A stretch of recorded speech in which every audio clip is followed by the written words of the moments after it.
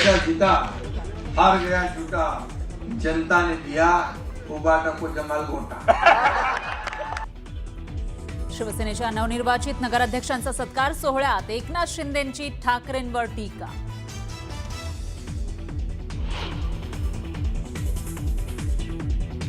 मामूंची टोळी एकत्र आली तरी महापालिकेमध्ये काहीही परिणाम होणार नाही, भाजप आमदार अमित साटम यांची ठाकरे बंधूंवर टीका।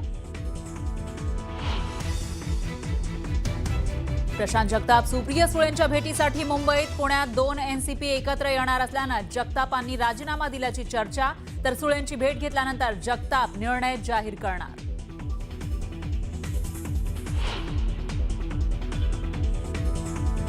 प्रकाश आंबेडकरांचं काँग्रेस विरोधात ट्विट, काँग्रेसनं जुना खेळ पुन्हा सुरू केलाय, आम्ही कोणाकडेही गेलो नाहीत, ते आमच्याकडे आले, प्रकाश आंबेडकरांचा दावा। आणि पुणे पालिकेमध्ये आंदेकर विरुद्ध कोमकर सामना रंगणार, गणेश कोमकरच्या पत्नीनं शिवसेनेकडून दिली मुलाखत, कल्याणी कोमकर रविवार पेठ नारायणपेठ मधून लढण्यास उत्सुक।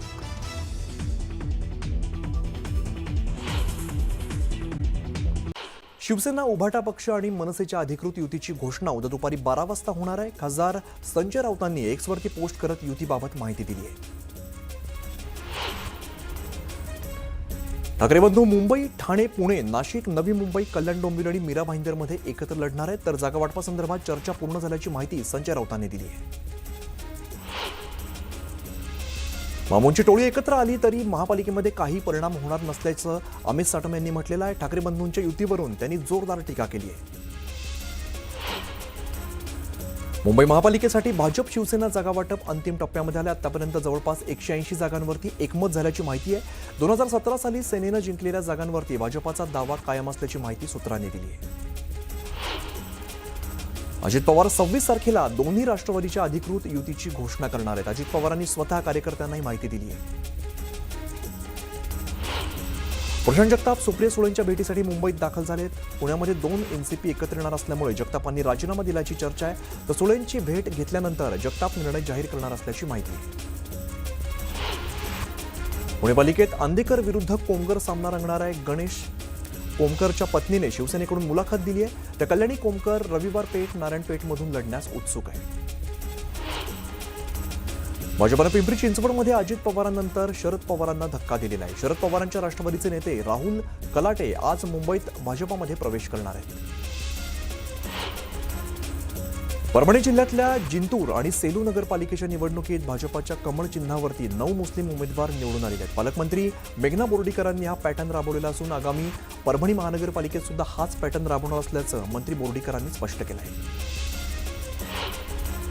पंढरपूरमध्ये नगराध्यक्ष प्रणिता भालकेंच्या विजयानंतर भालके समर्थक महिला मुबिना शेख यांनी पातळी सोडून विरोधकांवरती टीका केल्याचा आरोप करण्यात आलेला आहे। शिवरायांच्या पुतळ्यासमोर दंड थोपटत समर्थक शेख यांनी अर्वाच्य भाषेत टीका केल्याचा व्हिडिओ सोशल मीडियावरती व्हायरल झाला आहे। खेडचे माजी नगराध्यक्ष आणि भाजपाचे नेते वैभव खेडेकर यांनी खेड नगरपालिका निवडणुकीमध्ये भाजपाला यश मिळाल्यानंतर आयोजित केलेल्या विजय मिरवणुकीमध्ये धुरंधर चित्रपटातील गाण्यावरती ठेका धरलेला होता। खेडेकरांच्या या डान्सचा व्हिडिओ सध्या व्हायरल होतो। अमरावतीच्या चिखलदरा नगर परिषदेच्या विजयानंतर काँग्रेस खासदार बळवंत पानखेडे आणि आमदार रवी राणा यांनी एकमेकांवरती टीका केली आहे। निवडून आलेले सर्व काँग्रेसचे नगरसेवक माझे समर्थक असल्याचं राणांनी म्हटलंय, तर जनतेने रवी राणा यांच्या थोबाडीत मारली, त्यांना बालिशपणा करू नये असं खासदार वानखेडे म्हणाले। नाशिकमध्ये शरद पवारांच्या राष्ट्रवादीला धक्का बसलेला आहे। पक्षाचे युवा प्रदेश उपाध्यक्ष बबलू शेलार यांनी भाजपामध्ये प्रवेश केलेला आहे। बबलू शेलार हे शरद पवारांच्या राष्ट्रवादीचे शहराध्यक्ष गजानन शेलार यांचे पुतणे आहेत। पुण्यात राष्ट्रवादी काँग्रेस शरद पवार पक्षाला धक्का बसण्याची शक्यता आहे। पुण्याचे माजी महापौर आणि शहराध्यक्ष प्रशांत जगताप यांनी राजीनामा देण्याच्या तयारीत असून त्यांनी पक्षासमोर प्रस्ताव दिलेला आहे। दोन्ही राष्ट्रवादी एकत्र येणार असतील तर पक्ष सोडणार अशी भूमिका जगतापांनी घेतली आहे। अकोला जिल्ह्यातील तेल्हारा नगर परिषदेच्या निकालावरती शिवसेना उभाटा पक्षाच्या नगराध्यक्षपदाच्या उमेदवार शिवानी थाटे यांनी संशय घेतलेला आहे। या प्रकरणी थाटेंनी तेल्हारा पोलीस ठाण्यात तक्रार दाखल केलेली आहे। निकालाच्या दिवशी भाजपाचं चिन्ह आणि केंद्रीय गृहमंत्री अमित शहा यांचा फोटो असलेल्या एका व्हॉट्सअप नंबरवरून तुम्ही 941 मतांनी पराभूत होणार असा मेसेज आल्याचं थाटे यांनी सांगितलं आहे. चाकण नगर परिषदेच्या प्रशासनाने नगरसेवक म्हणून विजयी झालेल्या उमेदवारांना दिलेल्या प्रमाणपत्रांवरती वर्ष 2015 नमूद असलेला शिक्का मारलेला आहे. त्यामुळे नगर परिषदेचा भोंगळ कारभार समोर आलेला आहे. निवडणूक निर्णय अधिकाऱ्यांनी निष्काळजीपणा केल्याचं बोललं जात आहे. सोलापूर मनपात राष्ट्रवादी काँग्रेस स्वबळावरती लढण्याची शक्यता आहे. सोलापूरचे राष्ट्रवादी काँग्रेसचे जिल्हाध्यक्ष उमेश पाटील अजित पवारांची भेट घेणार आहेत. उमेश पाटील अजित पवारांची भेट घेत सोलापूर महानगरपालिकेविषयी चर्चा करणार आहेत. सोलापूर जिल्ह्यातल्या मोहोळ नगर परिषदेच्या 22 वर्षाच्या तरुण नगराध्यक्षा सिद्धी वस्त्रे यांनी उपमुख्यमंत्री अजित पवार यांची पुण्यामध्ये भेट घेतली.